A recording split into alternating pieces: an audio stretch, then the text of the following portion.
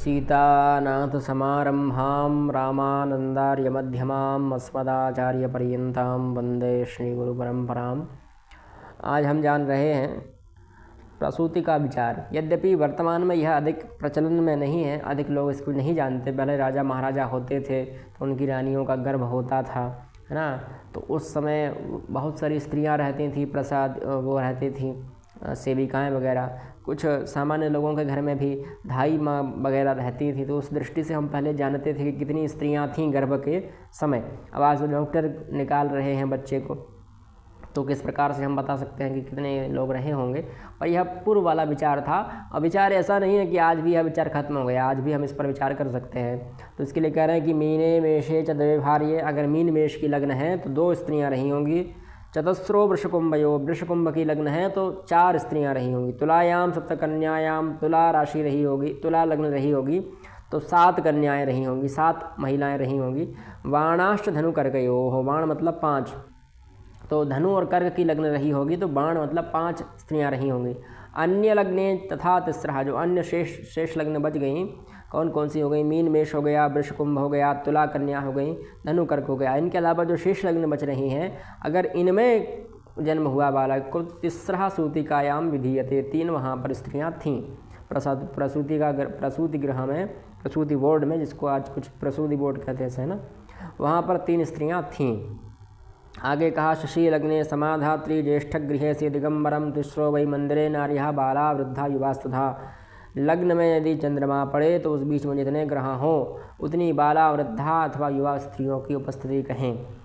ठीक। अब लग्न में लग्न से जहाँ भी चंद्रमा होगा, लग्न से द्वितीय भाव का, तृतीय भाव का, चतुर्थ भाव में, पंचम भाव में, उसके बीच में जितने भी ग्रह पड़ जाएं, 1 2 3 4 5, तो उतनी ही स्त्रियां वहाँ रही होंगी, उतनी ही बाल वृद्ध अथवा जवान स्त्रियां होंगी। अगर कोई पापक ग्रह है तो कह रहे हैं पापे चा विधवा नारी, कोई पापक ग्रह होगा वहाँ तो विधवा स्त्री होगी। और यदि क्रूर ग्रह है ना, पाप और क्रूर ग्रह में अंतर है। पापक ग्रह किसी ग्रह से आकृष्ट होकर पाप हो जाते हैं और क्रूर ग्रह सदैव क्रूर रहते हैं। क्रूरक गृह कुमारी का, यदि क्रूर ग्रह थे तो कुमारी स्त्री थी। और सौम्य ग्रहे जो सौभाग्य, सौम्य ग्रह होने पर वहाँ कोई सौभाग्यवती स्त्री होगी, मतलब जो सुहागिन स्त्रियाँ होगी, ऐसी सूतिकायाम विधीयते, सौभाग्यवती कोई स्त्री होगी जिसका पति है, पति नहीं मरा, है ना। यदि पापक ग्रह है तो विधवा स्त्री रही होंगी उतनी, और जितने पापक ग्रह होंगे उतनी विधवा स्त्री होंगी, जितने शुभ ग्रह होंगे उतनी सौभाग्यवती स्त्रियाँ होंगी, विवाहित स्त्रियाँ होंगी। और जितने क्रूर ग्रह हैं उतनी वहाँ पर कुमारियाँ होंगी, है ना, 16 वर्ष की कन्याएं होंगी, नई नई कन्याएं। ठीक। अब कहते हैं यत्र राहुस्तत्र शय्या मंगलः तत्र भग्नदः रविस्थाने दीपकश्च सनौ लोहश्च जायते। पहले दीपक इत्यादि की भी जानकारी करी जाती थी, आज वर्तमान में ये सब नहीं होता है।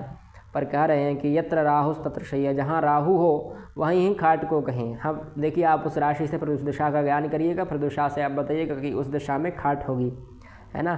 खाट मतलब जहाँ पर उसको सुलाते हैं, बेड, प्रसूति को।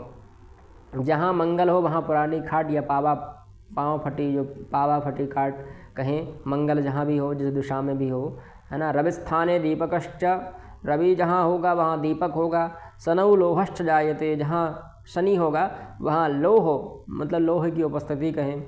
अब दीपक से तात्पर्य यह लीजिएगा कि लाइट वगैरह, जो वर्तमान में तो लाइट चलने लगी, पहले के युग में दीपक हुआ करते थे, दीपक से प्रकाश करते थे। तो उस दृष्टि से कहा अब दीपक का कोई प्रयोग ही नहीं है, प्रयोजन ही नहीं है। उदयस्थे पिबामंदे कुजे वास्तम समागते स्थिते बाता क्षपानाथे शशांक सुत शुक्रयो। यदि लग्न में शनि लग्न में हो अथवा 7वें भाव में मंगल हो, चंद्रमा 3 6 2 7 इन राशियों का हो तो घर में जन्म नहीं हुआ ऐसा कहिए, है ना।